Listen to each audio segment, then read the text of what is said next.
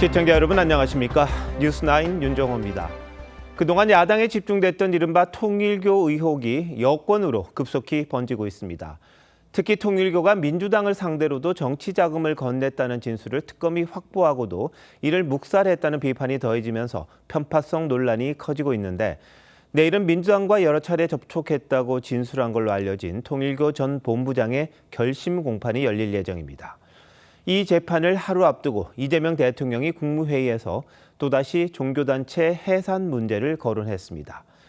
재단이든 법인이든 종교 분리라는 헌법적 가치를 훼손했다면 해산까지 검토해야 한다고 강조한 겁니다.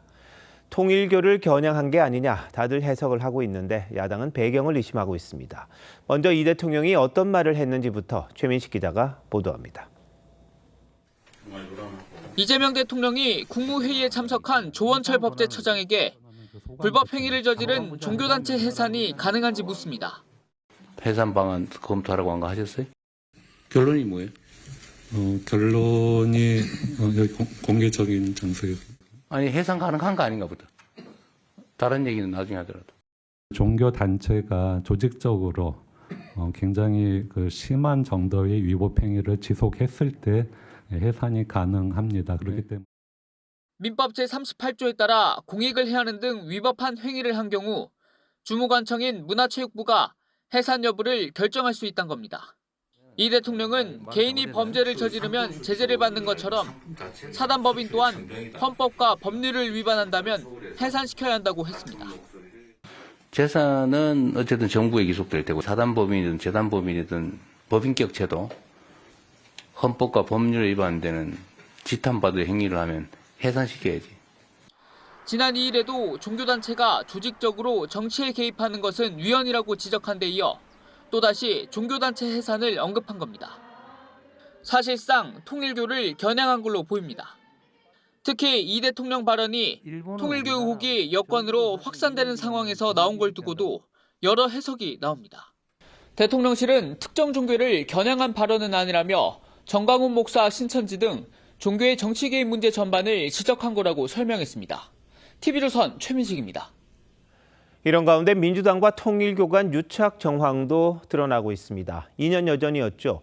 이재명 대통령이 민주당 대표로 있을 때 통일교 관계자에게 직접 당직 임명장을 수여한 사실이 확인됐습니다. 임명장을 받았던 직원은 나중에 천무원 중앙행정실장이라는 통일교의 핵심 요직에 올랐습니다. 이어서 조유진 기자입니다. 2023년 4월 당시 민주당 대표였던 이재명 대통령이 한남성에게 임명장을 건네고 함께 기념사진을 찍습니다. 성명 이하 내용은 같습니다. 통일교 직원 이모 씨를 민주당 세계 한인민주회의 부의장으로 임명한 겁니다. 세계 한인민주회의는 당내 재외동포정책 담당기구로 친명 7인회의 한 명인 임종성 전 의원이 당시 수석부의장, 당대표였던 이 대통령이 당연직 의장이었습니다. 임명 당시 이 씨는 직원이었지만 이후 핵심 요직인 천무원 중앙행정실장에 올랐습니다.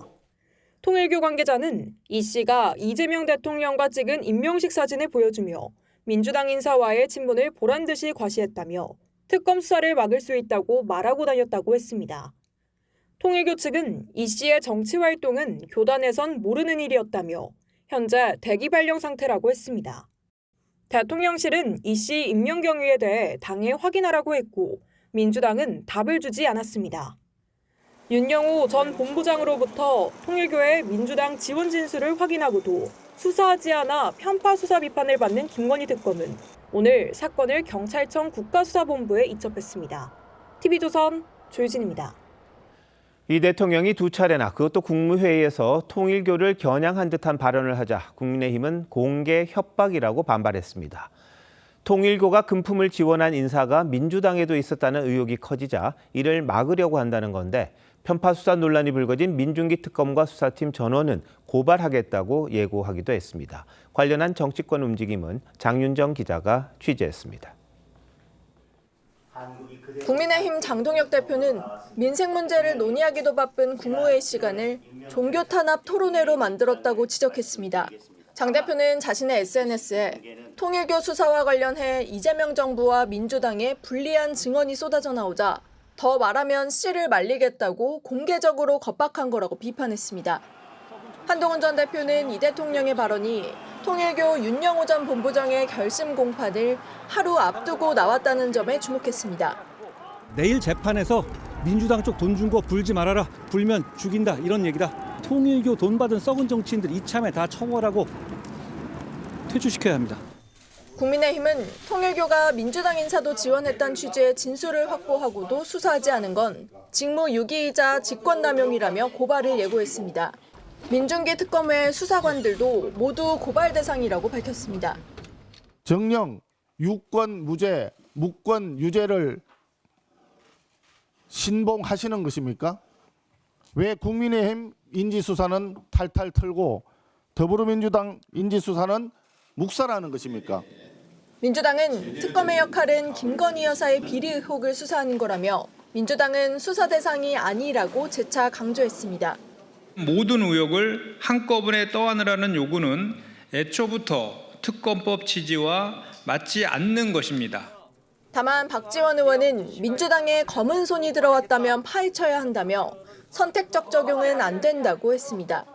TV조선 장윤정입니다.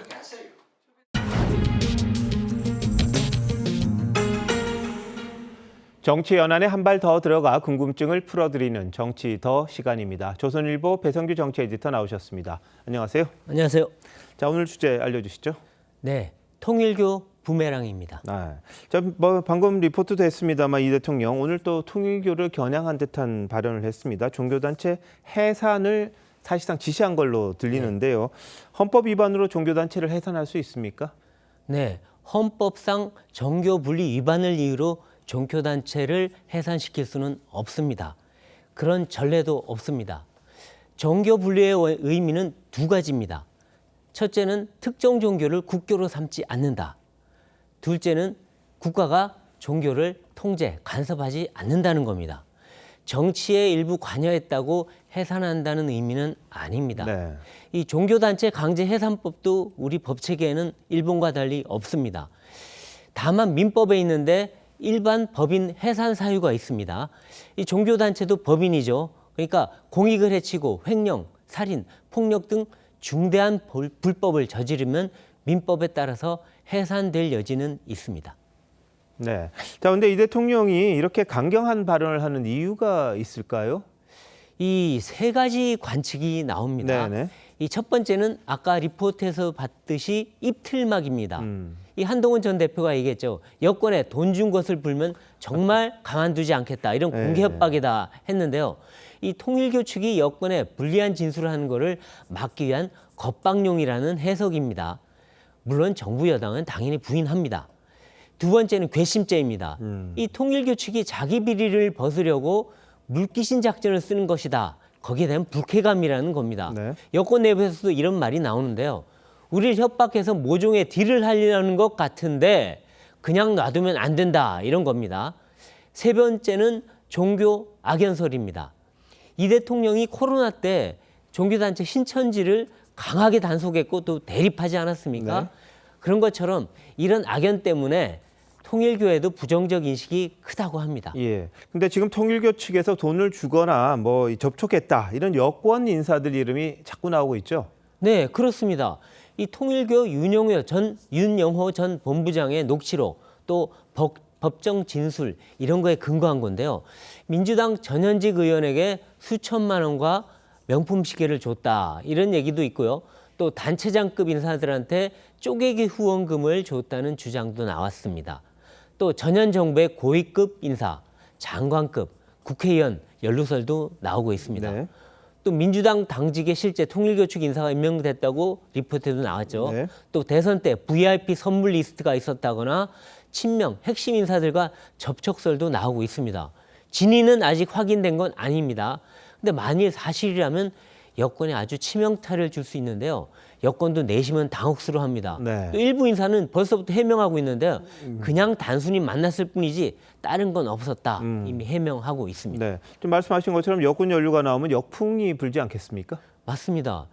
이 특검은 통일교 행사에 윤석열 전 대통령이 온 것을 유착의 증거로 내세웠는데요. 그때 그 자리에 보니까 이재명 대통령의 측근인 위성락, 김현종 씨도 참석해 사진을 찍었습니다. 예. 민주당은 우리가 받은 건 불법 후원금이 아니다라고 했는데 그러니까 당장 그럼 국민의힘에 준 돈만 불법이냐? 예. 이 내로남불 아니냐? 이런 비판이 나옵니다. 이 국민의힘에 겨냥한 칼날이 본인들한테 부메랑으로 날아가는 그런 형국입니다. 이 과도한 통일교 때리기가 자칫 또 종교 탄압으로 비칠 수 있다. 이런 우려도 있고요. 이 야당을 겨냥했다가 여권이 더 큰 타격을 받을 수 있다. 이런 걱정이 내부에서도 나오고 있습니다. 네. 자, 로비의 진실 언제쯤 밝혀질까요? 네, 사실 수사로 밝혀질 수밖에 없는데요. 네. 이 특검은 또 여권적 로비는 자기들 수사 대상이 아니라고 했으니 네. 경찰이나 공수처로 이첩한다고 합니다. 네. 이 진실규명에 결국 시간이 걸릴 수밖에 없는데 야당에서는 이거 시간 벌어주는 거 아니냐 이런 비판도 합니다. 문제는 아까도 나왔듯이 내일 열리는 윤영호 전 본부장의 재판입니다. 네. 변호인 측에서는 벌써부터 윤 전 본부장이 여야 로비에 대해서 폭탄 발언을 할 수 있다. 다 밝힐 수 있다. 이런 얘기가 나오는데요. 네. 그가 입을 열면은 판도라의 상자가 열릴 수가 있습니다. 네, 뭐 정치를 보면 늘 일방적인 건 없다 이런 생각이 또 여기서 드는데요. 참 진실을 밝혀야겠죠. 네, 좀 네. 지켜보도록 하겠습니다. 베이지트 잘 들었습니다.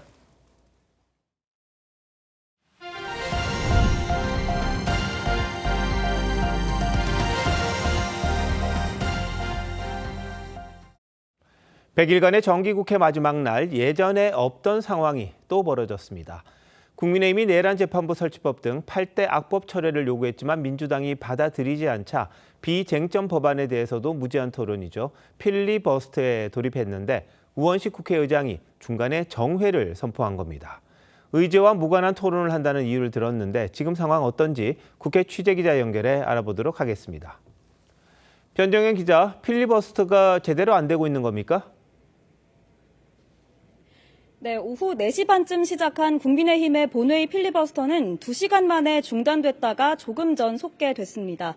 앞서 우원식 국회의장은 여야 대치로 소란스러워지자 더 이상 진행할 수 없다며 정회를 선포해 필리버스터가 2시간가량 중단됐었습니다. 국민의힘은 여야 협상에서 내란 재판부 등 8대 악법 철회 요구가 받아들여지지 않자 비쟁점 법안인 가맹사업법에 대한 필리버스터에 돌입했습니다. 첫 주자로 나경원 의원이 나섰는데 시작부터 국회의장에 대한 인사를 두고 여야가 고성을 주고받기 시작했습니다. 인사 안 합니까? 제가 조금 전에 말씀드리겠습니다. 좀 이따. 네? 10여 분 만에 우원식 의장은 의제와 관련이 없다며 나 의원의 발언 도중 마이크를 꺼버렸습니다. 사법파괴 5대 악법 그리고 입틀막 3대 악법을 철회해 주십시오.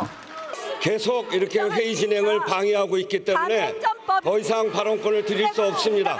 이 의제와 관련 없는 토론이 아닙니다. 이거를 국회의장이 만약에 제 발언권을 제지한다면 의장이 갈등이 좀 안 생기게 그래도 이야기할 건 이야기하더라. 동료 의원이 나 의원에게 무선 마이크를 달아주자 우 의장은 이를 문제 삼으며 사과를 요구했습니다. 민주당 강선우 의원도 지난 4월 대정부 질문 때 본회의장에 개인 마이크를 차고 나온 적이 있는데 우 의장은 그땐 못 봤다고 주장했습니다.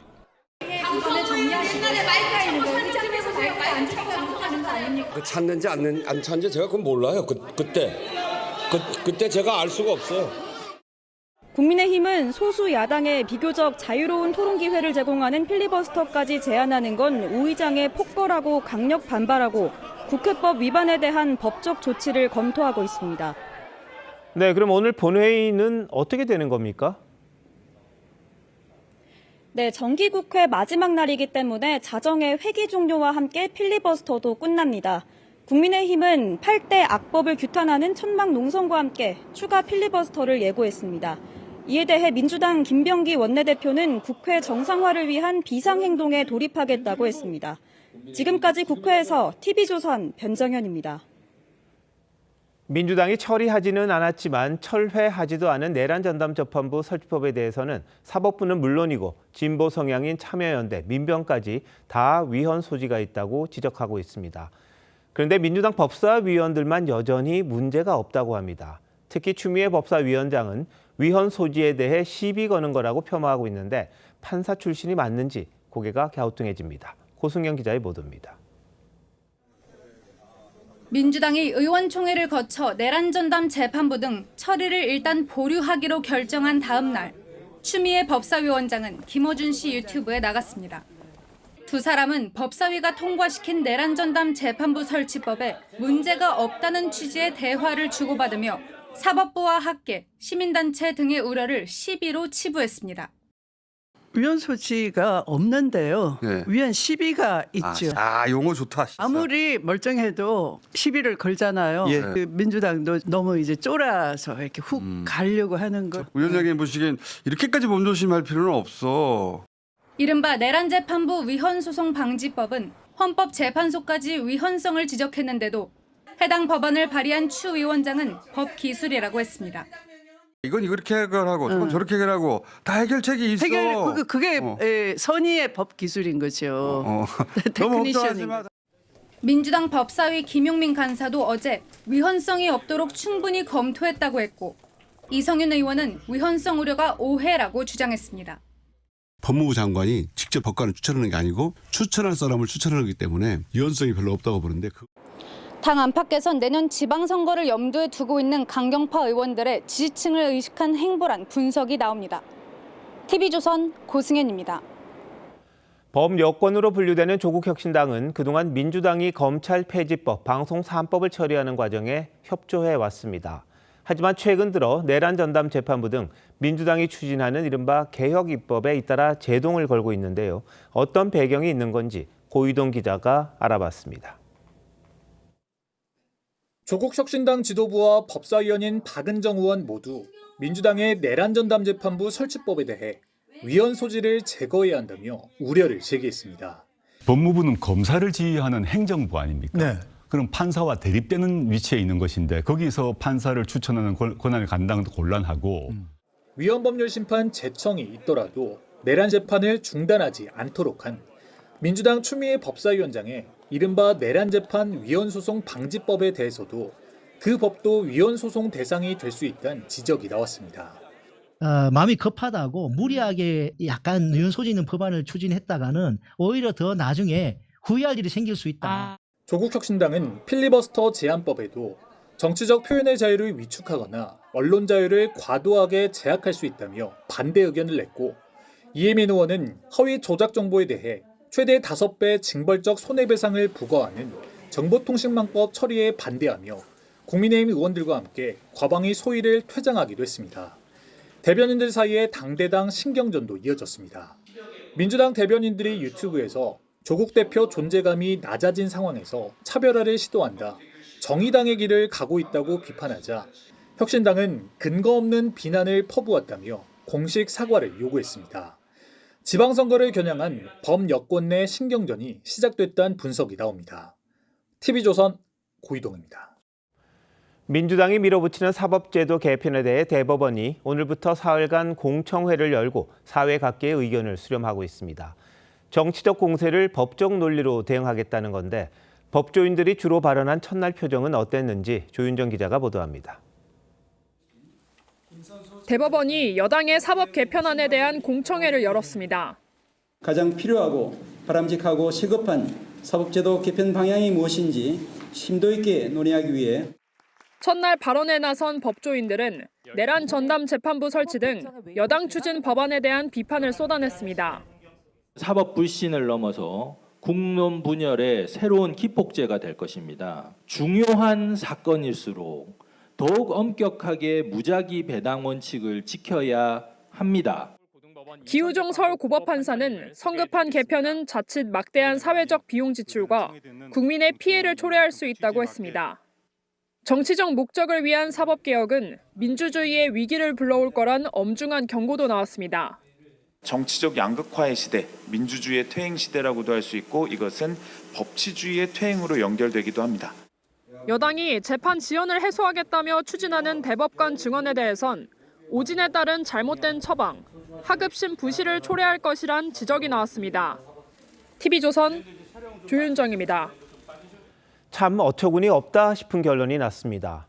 백혜룡 경정 아시죠? 그동안 계엄 자금을 만들기 위해서라는 등 윤석열 부부가 마약을 밀수했고 수사를 막으려고 외압을 행사했다는 주장을 해왔습니다. 이재명 대통령이 성역 없는 수사를 언급하면서 백경정을 서울 동부지검 합동수사단에 합류시키기까지 했었는데 임은정 검사장이 이끄는 수사팀은 수사 외압 의혹이 사실 무근이라고 결론 내렸습니다. 자세한 내용 이나라 기자가 보도합니다. 인천공항 입국심사대 앞에서 한 여성이 뒤쪽 여성에게 말레이시아어로 말을 합니다.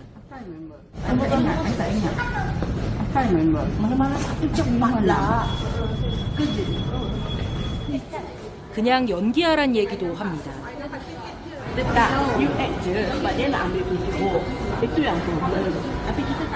지난 2023년 9월 백혜룡 경정이 이끌던 경찰 수사팀이 말레이시아 마약 밀수 사건 현장 검증을 하는 모습입니다.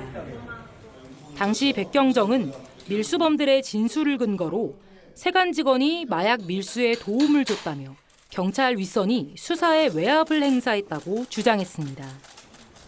현 정부 들어 임은정 지검장이 이끄는 서울 동부지검에 수사 외압 의혹 합동수사단이 구성됐고 이재명 대통령 지시로 백경정도 합류했습니다. 하지만 합수단은 오늘 연루 의혹이 없다며 세관 직원들에 대해 무혐의 처분했습니다. 검찰은 당시 밀수범들 간에 허위 진술 종용이 있었다며 경찰은 허위 진술을 믿고 수사에 착수했다고 발표했습니다. 백경정이 주장한 경찰, 관세청 지휘부의 외압 행사도 확인되지 않았다고 했습니다. 백경정은 즉각 검찰이 수사를 덮으려 한다고 반발하며 대검찰청과 관세청 등 6곳에 대한 압수수색 영장을 동부지검에 신청했습니다. TV조선 이나라입니다. 경기 성남시는 최근 대장동 사업 민간업자들의 재산 5,600억 원에 대해 가압류를 신청했었습니다.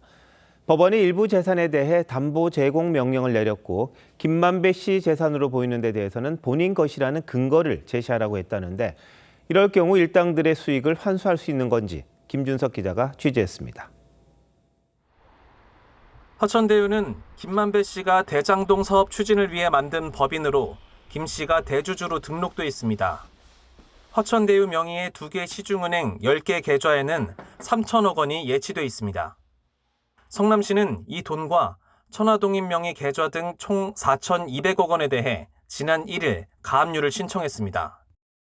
수원지법 성남지원은 화천대유 등 사업에 쓰인 법인과 김 씨의 관계를 입증하라는 취지의 보정 명령을 내린 것으로 확인됐습니다. 성남시는 김 씨가 1인 지배주주라는 걸 확인할 수 있는 서류를 내일 법원에 제출할 계획입니다.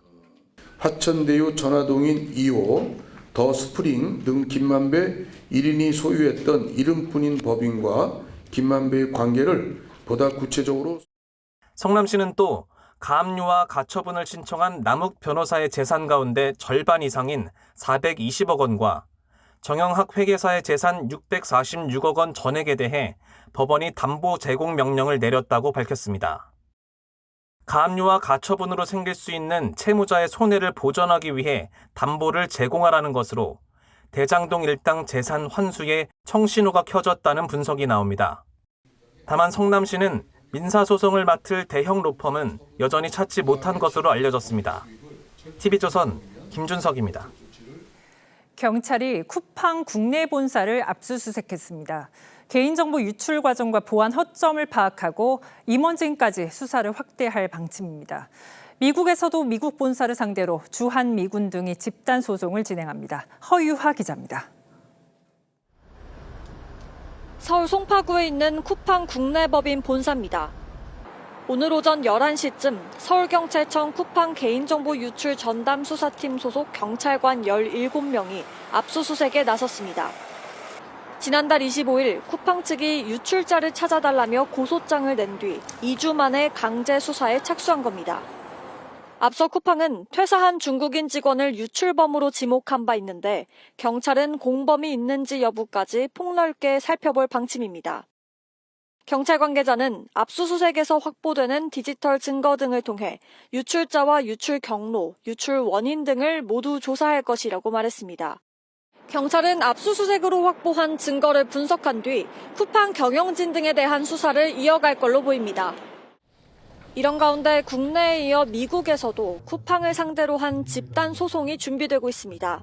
저희는 중대한 과실이 있는 기업에 대해 징벌적 손해배상을 청구하고 쿠팡의 지배구조, 위험관리 의무 위반을 근거로 책임을 묻겠습니다. 징벌적 손해배상을 청구하는 미국 내 소송에는 주한미군과 가족, 국내 유학 중인 미국인 등 160명이 넘는 외국인들이 동참할 걸로 알려졌습니다. TV조선 허유아입니다. 50대 운전자가 앞서가던 차량을 들이받은 뒤 달아나다 80대 보행자를 치어 숨지게 했습니다. 알고 보니 음주운전으로 면허가 취소된 상태였습니다. 이성진 기자가 취재했습니다. 승용차 한 대가 중앙선을 넘어 앞지르기를 합니다. 이후 횡단보도에서 잠시 균형을 잃고 중앙선 쪽으로 움직였다 다시 급히 방향을 틉니다. 그러더니 골목길로 사라집니다. 횡단보도를 건너는 보행자를 친 뒤 그대로 달아난 겁니다. 차에 치인 80대 여성은 머리 등을 크게 다쳐 숨졌습니다. 피가 많이 흘리가 있고 바닥에 그리고 옆에 그분은 심폐호흡을 하고 있고 차는 어디 갔냐고 이러니까 차는 이미 없어졌다고 그러면서 50대 뺑소니범은 사고 약 2시간 뒤인 오전 8시 30분쯤 자신의 가게에서 일하다 경찰에 붙잡혔습니다. 남성은 사고 현장에서 1.4km 떨어진 이곳 해안가 주차장에 차를 숨겼습니다. 경찰 조사 결과 남성은 접촉 사고를 내고 빠른 속도로 달아나다 보행자를 치었는데 3년 전 음주운전으로 면허가 취소된 상태였습니다. 남성은 이틀 뒤 운전면허 기능시험이 예정돼 있었습니다. 기능시험만 지금 합격을 하면은 다시 면허를 받을 수 있는 그런 상황에서 우면은 운전이 들통이 날 것 같아서. 남성은 사고 전에 목욕탕에 가는 길이었다고 진술한 것으로 알려졌습니다. 경찰은 남성에 대해 도주치사 등 4가지 혐의로 구속영장을 신청했습니다. TV조선 이성진입니다. 만취한 40대 운전자가 차량들을 들이받고선 뒤집힌 차 안에 갇혀버렸습니다. 경찰이 긴급히 구조해줬지만 이 여성은 되레 욕을 퍼붓고 때리기까지 했습니다. 적반하장도 유분수라는 말이 떠오릅니다. 이승훈 기자입니다. 컴컴한 새벽, SUV 한 대가 방향 지시등을 켜고 골목길로 들어섭니다. 갑자기 속도를 높이더니 주차된 차량 4대를 잇따라 들이받고는 뒤집어집니다. 40대 여성 운전자는 차량 안에 30분 동안 갇혀있다 경찰과 소방대원들에 의해 구조됐습니다. 그런데 경찰이 음주 측정을 요구하자 반말을 하고 안 보실 거죠? 보실 거예요? 뭐야 너도 안 보실 거죠? 불었잖아 아까! 재차 음주 측정을 요구하자 다짜고짜 욕설을 합니다. 미쳐 거부 하셨어요. 우여곡절 끝에 측정한 여성의 혈중 알코올 농도는 0.185%, 면허 취소 수치인 0.08%의 2배를 넘는 만취 상태였습니다. 면허 취소 사실을 전해들은 여성은 경찰관을 밀치고 발로 차는 등 폭행도 서슴지 않습니다. 발로 경찰관 배를 발로 이래 걷어쳐가지고 차가 전도되고 교통사고도 났고 술도 먹었고 화가 나니까. 여성의 SUV에 받쳐 차량이 파손된 차주들은 한 달이 지나도록 사과 한마디 듣지 못했습니다. 사과한다 뭐 이런 말은 따로 없었나요? 없었어요. 쓸데없는 불편함을 겪게 만들어준 거니까 당연히 기분이 좋지 않죠. 경찰은 여성 운전자를 음주운전에 공무집행 방해 혐의 등을 추가해 조만간 검찰에 넘길 예정입니다. TV조선 이승훈입니다. 대낮에 서울 강남에서 신호를 무시하고 교차로를 지나던 차량이 오토바이를 들이받았습니다. 사고를 낸 운전자는 운전 금지 약물로 분류된 약을 먹은 상태였습니다. 이나영 기자의 단독 보도입니다. 좌회전하는 오토바이 한 대가 교차로를 지나는 순간 반대편에서 빠르게 직진하던 검은색 승용차와 강하게 부딪힙니다. 그 충격으로 오토바이 운전자는 도로로 튕겨나가고 실려있던 짐과 파편도 사방으로 퍼집니다. 어제 오전 10시 40분쯤 서울 강남의 한 사거리에서 일어난 사고로 오토바이 운전자가 크게 다쳤습니다. 이 사거리에서 정지 신호가 들어왔지만 멈추지 않고 직진하던 차량이 사고를 냈습니다.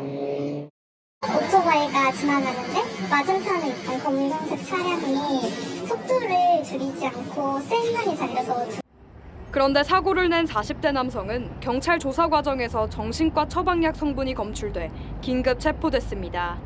검출된 약물은 최근 방송인 이경규 씨가 복용한 채 운전하다 적발된 약과 같은 성분입니다. 반응 속도와 판단 능력을 떨어뜨리는 약물이라 복용 상태로 운전하는 것이 금지돼 있습니다. 약물 운전으로 인한 면허 취소 건수는 지난 2020년 54건에서 지난해 163건으로 3배 가까이 늘었습니다. TV조선 이나영입니다. 민주당 장경태 의원 성추행 의혹 관련 소식 이어갑니다. 온라인상에서도 피해자에 대한 2차 가해가 끊이지 않고 있습니다. 악의적인 비방과 신상털기로 논란이 커지고 있는데 결국 피해자가 법적 조치에 나섰습니다. 황정민 기자가 보도합니다. 민주당 장경태 의원의 성추행 의혹과 관련해 여권 성향 온라인 게시판에 올라온 글입니다. 피해 여성과 전 남자친구의 신상을 거론하며 정치 공작이라거나 언론 보도 영상이 조작이라며 장 의원을 옹호합니다. 한 유튜버는 피해자가 장 의원을 먼저 유혹했다고 주장하기도 했습니다. 이건 여성이 장 의원에게 접촉한 영상입니다. 피해자 측은 이처럼 신원을 노출하거나 허위 사실을 퍼뜨린 유튜버와 온라인 게시글 30여 건을 명예훼손과 모욕, 성폭력 처벌법 혐의로 고소했다고 밝혔습니다. 성폭력특별법엔 피해자를 파악할 수 있는 인적사항 등을 공개해선 안 된다고 규정하고 있습니다. 과거 장 의원은 성범죄 피해자의 신원과 사생활 공개를 금지하거나 2차 가해에 대한 처벌을 강화하는 내용의 법안 발의에 동참했었습니다. 2022년 오거돈 전 부산시장의 성폭력 혐의 항소심 재판에서 유죄 판결이 나왔을 땐 권력형 성범죄와 2차 가해에 사죄하는 초선 의원 성명에 함께 이름을 올렸습니다. 더불어민주당 국회의원 김승원, 위성곤, 윤영덕, 이용우, 이탄희, 장경태, 최기상 드립니다. 장 의원은 성추행 의혹과 관련한 추가 입장 표명 없이 오늘 열린 본회의에 참석했습니다. TV조선 황정민입니다. 배우 조진웅 씨가 소년범 출신 논란으로 은퇴를 선언했습니다. 비판 여론도 두둔하는 목소리도 모두 나오고 있는데요. 오늘은 특히 정치권에서 불거지는 옹호 배경과 조 씨의 책임 범위를 어디까지로 봐야 하는지 신유만 기자와 따져보겠습니다. 신 기자, 조 씨의 범죄 사실 확인된 것만 먼저 말씀해 주세요. 자, 지난 5일 한 연예 매체의 폭로로 조 씨의 과거사가 세상에 드러났습니다. 이 매체는 고교 시절에 조 씨가 수차례 차량 절도와 강도, 성폭행 범죄를 저질러서 소년원에 송치됐다고 보도했습니다. 조 씨 측은 기사 내용의 대부분을 시인하면서도 성폭행과는 무관하다고 했는데 결국 6일 모든 질책을 수용한다며 은퇴를 선언했습니다. 이때는 성폭행 관련한 추가 입장은 없었습니다. 정말 중범죄인데 옹호하는 사람들은 어떤 이유를 들고 있습니까? 자, 유튜버 김어준 씨, 장발장이라는 게 알려지는 즉시 사회적으로 수감시키는 게 옳으냐면서 장발장에 비유했고요. 류근 시인도 SNS에 소년원 근처 안 다녀본 청춘이 어디 있다고 라고 썼습니다. 지난해 13세에서 18세 사이 인구는 276만 3천 명, 소년원에 송치되는 보호처분 8호에서 10호를 받은 사람은 2,099명이었습니다. 당초 조 씨를 두둔하는 글을 썼던 개그맨 서승만 씨는 과거 기사를 보고 배신감을 느꼈다. 내 글에 상처 입었을 분들에게 사과드린다고 입장을 바꿨습니다. 한편으로는 소년원 생활을 통해서 이미 충분히 죗값을 치렀다 이런 주장도 있잖아요. 그게 소년범 교화의 취지이자 보호처분 기록을 남기지 않는 이유입니다. 소년 시절의 죄로 평생 갈 낙인을 찍으면 안 된다는 겁니다. 반성을 하고 다시 우리 사회로 되돌아올 수 있도록 우리가 어떻게 선도하고 교육을 함으로써 보호할 수 있는가, 그런 취지가 이제 소년법에 있다고 생각합니다. 주목할 만한 건 주로 여권 인사들이 조 씨를 옹호하고 있다는 건데요. 조 씨가 비상계엄 비판 영상을 찍는 등 정치 성향을 드러내온 만큼 야당에서는 여권이 자기 편 구하기에 나선 것이라고 비판합니다. 민주당의 이현주 최고위원도 성범죄 가해자에 대한 섣부른 옹호는 2차 가해라며 당내에 경고했습니다. 피해자에 대한 어떤 위로라든지 공감 이런 것들이 저는 전제돼야 된다고 보거든요. 피해자는 완전히 논의에서 누락돼 버리고 지워져 있는 거니까. 그런데 조 씨가 성인이 된 이후에도 범죄를 저질렀다는 논란이 있죠. 네, 성인이 된 이후 저지른 극단 동료 폭행과 만취 운전은 본인이 시인을 했습니다. 이외에도 영화 감독과 배우, 매니저 등 다수가 이렇게 조 씨로부터 폭행당했다는 폭로를 하고 있습니다. 요즘에는 또 학교 폭력으로 진로에 문제가 생기는 경우가 많은데 30년 전 조 씨의 경우에는 어땠습니까?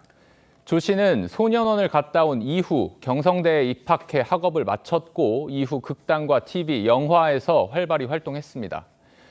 올해 총 45명이 학폭 문제로 국립대 입시에서 탈락했습니다. 학폭은 기록에 남는데 소년보호 처분은 기록에 남지 않는다는 그런 형평성의 문제도 이번 조진웅 씨 논란을 계기로 도마 위에 오를 것으로 보입니다. 네, 신 기자 잘 들었습니다.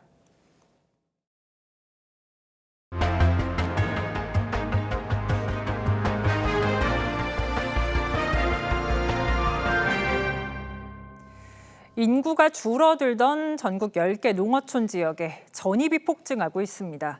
당장 새해부터 주민들이 농어촌 기본소득으로 한 달에 15만 원씩 받기 때문입니다.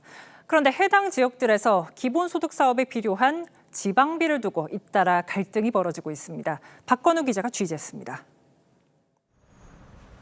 전북 순창군 청사의 농어촌 기본소득 시범 사업에 선정됐다는 현수막이 내걸렸습니다. 그런데 마을에는 줬다 뺐냐며 군을 비판하는 현수막이나 포스터가 붙었습니다. 기본소득 예산을 마련하기 위해 농민수당 등을 깎자 반발하는 겁니다. 도시민들에 비해서 훨씬 적은 소득을 벌고 생활을 하고 있기 때문에 지역 경제 활성화가 되기 위한 목적이기 때문에 경남도 의회 앞에서는 주민들이 기본소득 관련 예산을 복원하라며 피켓과 현수막을 들었습니다. 남해군 도의원은 삭발까지 합니다. 지금의 사건은 정부를 향해 쥐고 있던 협상의 칼자루를 우리 스스로 내던지는 것과 같습니다. 앞서 도의회는 인근 지역에서 인구가 유입되는 풍선 효과와 지역 간 형평성 문제 등을 이유로 기본소득 사업 도비 126억 원 전액을 삭감했습니다. 실제 지난 10월 시범사업 지역으로 선정된 7개 군은 다음 달 인구가 최대 4% 이상 늘었습니다. 또 지난 2일 추가 선정된 충북 옥천 등 3개 군에도 최근 4월 동안 전입이 평소 10배로 폭증했습니다. 전입신고가 많이 들어와서 이제 정부 24로 전입신고하는 건들도 한 40건씩 들어오고. 추가 선정된 광역기초자치단체들도 사업비를 마련해야 하는 숙제를 풀어야 합니다. 정부 지원 예산은 40%에 불과합니다. TV조선 박고루입니다. 대한민국의 외로움이 점점 커지는 듯합니다. 지난해 1인 가구가 사상 처음으로 800만 가구를 넘어섰습니다. 새 집 건너 한 집이 나 혼자 사는 셈인데요. 독립의 의미도 있겠습니다만 이면에 담긴 삶은 또 어떤 게 있을지요. 송병철 기자가 들어봤습니다. 서울 종로의 한 쪽방촌입니다. 나 홀로 사는 김종대 어르신은 폐품을 주우며 생계를 꾸리고 있습니다. 하지만 팍팍한 살림보다 더 견디기 힘든 건 고립감입니다. 몸이 아파도 물 한 잔 떠다 줄 사람조차 없는 현실이 가장 서럽습니다. 가정이 뿔뿔 흩어지고 지금 해갖고 지금 사랑을 못 받아갖고 지금 여러 가지로 그런 어려움이 있어요. 그래서 지금 홀로 지금 저올라 있습니다. 지난해 1인 가구는 804만 5천 가구, 처음 800만 가구를 넘었고 전체 가구의 36%를 차지해 역대 최대치를 기록했습니다. 눈에 띄는 건 고령화입니다. 1인 가구 중 70세 이상이 19.8%로 가장 많았고 29세 이하 청년층과 60대가 그 뒤를 이었습니다. 특히 1인 가구 절반 정도가 평소 외로움을 느낀다며 사회적 고립감을 드러냈습니다. 경제적 여건도 팍팍해 절반은 1년에 3천만 원도 못 버는 것으로 나타났습니다. 10가구 중 7가구는 기초생활수급자일 정도입니다. 나 홀로 사는 청년 세대는 씀씀이가 걱정입니다. 혼자 올라왔다 보니까 친구들도 많이 없는 것 같고 그러다 보니까 혼자 배달도 자주 시켜 먹는 것 같고 그래서 경제적으로 좀 부담이 돼요. 외로움이 건강에 악영향을 미친다는 세계보건기구 WHO의 조사 결과도 나온 만큼 사회적 연결을 강화하는 정책 마련이 시급하다는 지적입니다. TV조선 송병철입니다. 정부는 지난 10월 서울 집값, 특히 강남 집값을 잡겠다며 초강도 대출 규제에 서울 전역을 토지거래 허가 구역으로 묶었습니다. 당연히 집값이 내려갈 걸 기대했을 텐데요. 정부 대책 이후 오히려 강남 3구 등 핵심지는 신고가가 속출하는 현상이 벌어졌습니다. 정부가 규제할 때마다 이런 식으로 부동산이 들썩이는 이유가 뭔지 서영일 기자가 취재했습니다. 재건축이 추진 중인 서울 강남의 40년 된 아파트 단지. 정부 대출 규제로 주택담보대출은 2억 원밖에 나오지 않고 토지거래 허가구역이어서 실거주를 해야 합니다. 그런데도 지난달 전용 127제곱미터형이 56억 원에 거래되며 최고가를 갈아치웠습니다. 지난 8월에 비해 3억 원이 뛴 겁니다. 어차피 내비 등록은 몇 년이다 또 오른다. 금같이 생각을 해요 그냥. 정부의 11호 대책 이후 약 한 달간 서울 아파트값은 1.75% 오르는 데 그쳤지만 강남 3구와 용산구는 평균 상승률을 훌쩍 뛰어넘었습니다. 거래량도 서울 전체는 80% 넘게 줄었지만 이 지역들은 오히려 70% 가까이 늘었습니다. 업계에선 규제의 역설로 보고 있습니다. 서울 전역이 규제 지역이 되면서 현금 부자들이 오히려 핵심 지역인 강남 3구와 용산구로 몰리고 있다는 분석입니다. 대출 규제의 영향을 덜 받는 고자산층의 수요가 꾸준히 유입이 되면서 오히려 똘똘한 한 채에 대한 선호가 집중이 되는. 정부 규제가 강남 집값만 자극하는 상황이 벌어지면서 강남 불패 신화만 재확인시켜줬다는 지적도 나옵니다. TV조선 서영일입니다. 일본 아오모리현 앞바다에서 규모 7.5의 강진이 발생해 부상자가 속출했습니다. 700km 떨어진 도쿄에서도 흔들림이 감지될 정도였습니다. 일본 당국은 조만간 추가 강진 가능성이 있다고 했습니다. 조정린 기자입니다. 도심을 비추는 CCTV가 큰 폭으로 흔들립니다. 사무실 집기들이 떨어지고 매장 직원들은 황급히 탁자 아래로 몸을 피합니다. 관광객들은 쏟아지는 호텔 가전제품을 온몸으로 막아냅니다. 어젯밤 11시 15분쯤 규모 7.5의 강진이 일본 아오모리현 앞바다를 강타했습니다. 避難するか迷ったんですけど、何かあったら怖いので、すぐ避難しようって言って避難してきました。 주민 9만여 명의 대피령이 내려졌고 최고 70cm의 쓰나미가 관측됐습니다. 河川から離れ高台等のできるだけ高い場所へ避難してください. 한밤중에 일어난 강진으로 30명 넘게 다쳤고 주택과 도로가 파손되는 등 피해가 속출했습니다. 이튿날에도 규모 6.4 지진을 비롯해 여진이 이어졌습니다. 일본 기상청은 후발 지진 주의 정보를 처음으로 발령했습니다. 앞으로 일주일 안에 일대 지역에서 규모 8.0 이상의 거대 지진이 연달아 발생할 가능성이 있다고 보고 대비 태세를 주문한 겁니다. また今回の地震により今後北海道から三陸沖にかけての地域で大規模地震が発生する可能性が平常より高まっていると評価され 앞서 지난 2011년에도 규모 9.0의 동일본 대지진이 일어나기 이틀 전 산리쿠 해역에서 규모 7.3의 강진이 발생한 바 있습니다. TV조선 조정린입니다. 프로야구 두산의 포수 양의지가 통상 10번째 골든글러브를 거머쥐었습니다. 이승엽 전 두산 감독과 타이 기록입니다. 베테랑 최형우는 최고령 수상을 경신했습니다. 이다솜 기자입니다. 그래도 불러주셨으니까 그래도 뭐 절반 이상은 되지 않을까. 솔직히 얘기해서 99% 될 것 같습니다. 수상의 기대를 한껏 안고 골든글러브 시상식에 참석한 선수들의 얼굴에 설렘이 가득합니다. 사상 첫 1,200만 관중을 증명하듯 시상식의 이야기는 어느 때보다 풍성했습니다. 6년 만에 타격 1위를 탈환한 두산의 포수 양의지는 통산 10번째 황금 장갑을 석권했습니다. KBO 리그 최다 수상으로 이승엽 전 두산 감독과 어깨를 나란히 한 대기록입니다. 이승엽 감독님하고는 제가 비교 대상이 아니고 저는 아직 현역이기 때문에 11번째 도전하겠습니다. 네. 삼성 이적으로 스토브리그 최고의 화제를 일으킨 최영우는 41세 11개월 23일의 나이로 자신이 세웠던 기존 최고령 수상을 다시 한번 경신했습니다.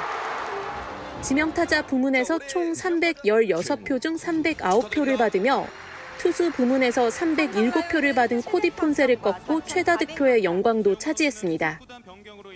나이라는 단어와 매년 싸우고 있는데 작년에도 그렇고 올해도 그렇고 뭔가 제가 이겨낸 것 같은 기분이 들어서 제 자신한테 너무 뿌듯한 것 같습니다.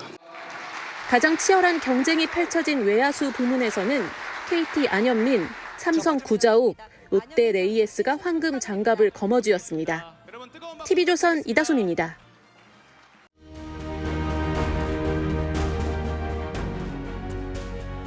So I was given tests, but I couldn't see any. Because it turns out I'm colorblind. 생명은 선도 악도 아닙니다. 전 세계에 무려 3억 명, 남성 12명 중 1명이 겪는 유전적 특징입니다. 정작 세상에는 눈이 아니라 양심이 색을 구분하지 못하는 마음의 생명이 있어 문제입니다. What do you see? A bunch of big camels, right? Except those camels are really shadows thrown by the actual camels, which are the light brown figures on the sand. 사람은 누구나 자신이 공정하다고 믿지만 인간의 뇌는 의외로 자주 현실을 왜곡합니다. 특히 편견이 내면 깊숙이 박혀 있다면 보고 싶은 것만 보고 믿고 싶은 것만 믿습니다. 버젓이 알면서 그러면 그게 정말 큰 문제죠. 민중기 특검은 통일교가 더불어민주당 의원 2명에게 수천만 원의 금품을 제공하고 무려 15명의 더불어민주당 정치인이 금품 수수에 연루되었다는 수사하지 않고 덮어버렸습니다. 피고인의 말이라고는 하지만 통일교 전직 고위 간부는 민주당과 통일교와의 관계를 언급했습니다. 현 정부 고위급에 대한 말들도 나옵니다. 민중기 특검은 당원 가입 건으로 국민의힘 당사를 압수수색했었죠. 돈을 받았다고 중진 의원 권성동을 구속했습니다. 그것과는 대조적으로 민주당은 털끝 하나 건들지 않았습니다. 조직적 범죄가 아니라 수사 대상도 아니랍니다. 뇌물 준 사람이 같고 자금 출처가 같고 만약 전달한 배경까지 같다면 그냥 넘길 일은 아니었습니다. 검찰을 못 믿어 엄정한 수사를 위해 만든 게 바로 특검 아니겠습니까? 더 엄하게 똑같은 잣대를 들이대야 할 텐데 그러지 못했습니다. 정치의 도구란 비난을 자초했다는 말이 나올 수밖에 없습니다. 미국의 인권운동가 마틴 루터 킹 목사의 유명한 말 다들 아실 겁니다. I have a dream. We hold these truths to be self-evident that all men are created equal. 킹 목사는 미국 독립선언서의 정신이 인종과 신분을 뛰어넘어 완전히 실현되기를 희망했습니다. 법 앞에서 모든 인간이 평등하다는 원칙은 민주사회의 기본 토대입니다. 민중기 특검이 과연 이 원칙을 지킨 건지요? 정의를 위한 수사에 특정한 성향이 가미돼 있다면 모두가 승복하기 힘들 겁니다. 법원 앞에는 눈을 가린 여신상 DK가 있습니다. 이쪽 저쪽 따지지 않는 공정을 상징하죠. 지금 특검이 바라봐야 할 대상입니다. 12월 9일 윤종호 앵커 칼럼, 분칠한 공정이었습니다.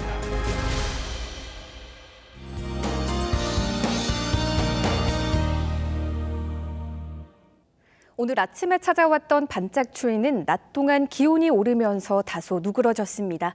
내일 서울의 아침 기온 1도로 찬 공기가 남아있어 춥겠고요. 내일과 모레 낮 기온은 오늘보다 높겠습니다. 금요일에는 다시 영하로 떨어지면서 또다시 반짝 추워지겠습니다. 동해안을 중심으로 건조특보가 길게 지속되고 있습니다. 건조한 날씨는 목요일인 모레 전국에 단비가 내리면서 다소 해소되겠습니다. 단비가 내리기 전까지 주의가 필요합니다. 내일 전국 하늘 구름 많다가 밤부터 차차 흐려지겠습니다. 내일 아침 기온 서울 1도, 대구 영하 1도로 출발하고요. 한낮에는 서울 10도, 대전 12도로 오늘보다 높겠습니다. 당분간 한파 수준의 심한 추위는 없겠지만 토요일 전국에 또 한 번 비나 눈 소식이 있어 주말 계획에 참고하셔야겠습니다. 날씨였습니다. 12월 9일 화요일 뉴스9 마칩니다. 시청해주신 여러분 고맙습니다.